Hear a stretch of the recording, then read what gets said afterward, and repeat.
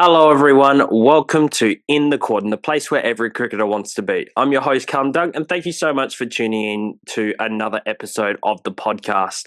Test cricket is not far away once again with the England and India Test series starting on Friday, the first of 5 Test matches at Headingley, Edgbaston, Lords, Manchester, and finishing off the series at the Oval. So it poises to be a very interesting test series. I think we're going to learn a lot about the Indian cricket team. And obviously, since the end of the Border-Gavaskar Trophy, there's been a lot of changes in Indian cricket. And I think some of those changes are going to be really positive. And I think some of those changes will leave a little bit of a hole in the Indian side. But we'll see how they go. England, I think, are the firm favourites in this test match based on how we've seen them play in their home conditions over the last 3 or 4 years under Brendan McCullum and Ben Stokes as the captains. So certainly a lot to talk about as we go forward. I think we'll start off with the Indian side because there's been so many changes since the last test match in Sydney. Obviously, Rohit Sharma has announced his retirement. Obviously, that means there's a new captain for India, and Shubman Gill has been given the nod to lead India over Jasprit Bumrah. I was listening to an interview on Sky Sports the other day with Jasprit Bumrah, and he said he's firmly believed that he wouldn't be able to get through all 5 test matches, and that's why he decided not to put his hand in to be the permanent captain. And I think it's a very responsible decision. We saw the way that he was able to captain in that particular test match at Perth, where India were really on the back foot. And obviously he showed some tremendous on-field leadership with the ball, but his captaincy was quite aggressive. And I thought he was someone that could have done the job long-term, but I do understand why they've gone with Shubman Gill. I don't think Shubman Gill's ready to be captain, but just because he is a player that I wouldn't say was 100% set in the Indian side. You know, he missed the first test match of the Border-Gavaskar Trophy and then he came in. But we have seen him captaining Gujarat Titans in the IPL. So hopefully that's a great platform for him to get ready to captain Test cricket, and we'll see whether he looks to captain India in the ODIs in the future. But he'll have some good support there with Jasprit Bumrah. KL Rahul has previously captained India as well. So there is still some experience in that lineup. Rishabh Pant obviously captained 2 IPL teams. So, yeah, I think that's good luck to Shubman Gill. I think it's a long-term play, and I seriously hope it works out for him. The retirement of Virat Kohli is something that I'm deeply sad about. I thought it was a real shame when he came to Australia and people were booing him. He's such an entertainer. He's such a reason that I got really into cricket. You know, if there was a test match on in England or another part of the world and I saw Virat Kohli was coming out to bat, I was certainly more likely to watch that particular game. So I'm very sad that he's not going to play test cricket anymore, but I do think the timing is right for him, considering some of the form struggles that he's gone through. I think it was 3 test hundreds in the last 5 years. So most players wouldn't get that luxury, but just obviously the quality of superstar that he is. I remember the second time he came to Australia and played at the Adelaide Oval, which is my home ground, and he was able to peel off 115 and 141 in the test match here. Not enough to get India over the line, but I think, you know, that showed the quality of player he was, and against a really top-notch Australian attack with the likes of Ryan Harris, Mitchell Johnson, Peter Siddle, and Nathan Lyon. So, I'll miss Virat a lot. I know some other Australians won't so much, but it's always sad to see champions of the game unfortunately come to the end. And Rohit Sharma, high quality player. I've met Rohit Sharma. He was lucky enough to sign my Mumbai Indians jersey. And I have very fond memories of being able to meet him in Adelaide due to a friend who worked with the Indian cricket team. So Rohit's going to leave a big hole. He's a very popular man in the Indian cricket setup, and I wish he could have gone out on his own terms a little bit better in the Test match game, but I think his form was starting to wane a little bit too much, and there was a lot of impressive openers waiting in the wings for India. India's lineup is going to be really interesting for this particular game in terms of the combinations they decide to go up with. Great to see Kurunaya back in the side after 8 years not playing a test match. I believe his last test match was against the Australians in Bangalore 2017. He's been scoring some good runs in county cricket and hasn't been playing, T20 cricket. He's purely been focusing on 4-day cricket and red ball cricket, which I think more cricketers should try and do, but that's just me being a traditionalist. I do understand the money and the lifestyle that T20 cricket can certainly offer. The other, I suppose, person that I think will make his debut is Shai Shidarsan. Hopefully I'm pronouncing that correct. I have seen him progress over a number of years, number of runs with the Gujarat Titans in IPL. He's gone over and he's played some county cricket with Surrey, I believe. So, yeah, I certainly think he's a talent, left-handed batsman, bats in the top order. I think he'll be batting at number 3 in this particular test match. And due to his English experience, I think he'll get the nod over Airwason. So I'll probably mispronounce that, so I do apologise. But yeah, I think Shai Shidarsan will certainly get the nod. The other, I suppose, interesting choice of what they're going to go with is their fast bowling lineup. I think Bumrah will certainly play the first test match.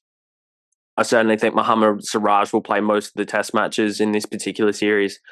The interesting call is whether they're going to go with Arshdeep Singh, who has played county cricket previously, which I think is great for him, and that's probably one of the reasons that he got selected on this tour. And the other one that is going to be interesting to see who they go with is whether they go with Shardul Thakur or Nitish Kumar Reddy. Nitish Kumar Reddy certainly impressed in the Border Gavaskar Trophy, getting 100 on Boxing Day. Thakur has scored some handy runs for England, India in the past in England, and one of the reasons that he has been selected on this tour is because of his batting. Certainly he's a handy seamer, but I wouldn't call him a specialist frontline bowler. So, yeah, if you're looking to go more batting heavy, that's where I would say Nitish Kumar Reddy. But if you're looking for more of a bowler first option, then Shardul Thakur probably gets the nod there. Let's have a look at England now. It will be very interesting to see what combination they go with in terms of their bowling lineup, because there is a number of fast bowlers who are not available, including Mark Wood, Jofra Archer, Gus Atkinson, who impressed so much in his first 12 months of Test cricket. So I think for this particular game, Wokes will be certainly getting the nod. Bryden Castle will certainly get the nod. And that third seamer position is probably the one that's going to be the most interesting. Do they go with Josh Tongue, or do they go with Sam Cook? I don't think they'll go with Sam Cook in this game, to be perfectly honest. Or do they go for the all-rounder in Jamie Overton, who has played one test match previously and scored 97 against New Zealand back in 2022. Certainly been dominating on the T20 circuits around the world. He's played very well for the Adelaide Strikers in the Big Bash here. So I'd love to see Jamie Overton get a nod, but that's just me being a bit biased, to be honest. We'll have to see on Friday what they do in terms of the toss. I suppose the other conundrum that the England batting unit has to deal with is whether they want to get Jacob Bethel into the side. The test match against Zimbabwe, which was over in 3 days, saw Ollie Pope, Zach Crawley and Ben Duckett all get hundreds, and I think Ben Duckett is certainly safe. I think Duckett's been great since he's been able to come back into the side for England back in November 2022. Seriously impressed that tour of Pakistan. Then he went to New Zealand, and then he's just continued to score runs in all conditions around the world. But Jacob Bethel certainly impressed in New Zealand. He was able to get 350s. He got picked despite the fact he's never got a first-class 100. And it was a real show of faith from Brendan McCullum and Ben Stokes in terms of the talent this man has. But Ollie Pope did all he could do in the previous game, scored some runs. So I think Zach Crawley is safe. I don't think they're going to change that opening combination. Even though I'd still say Crawley's under some pressure.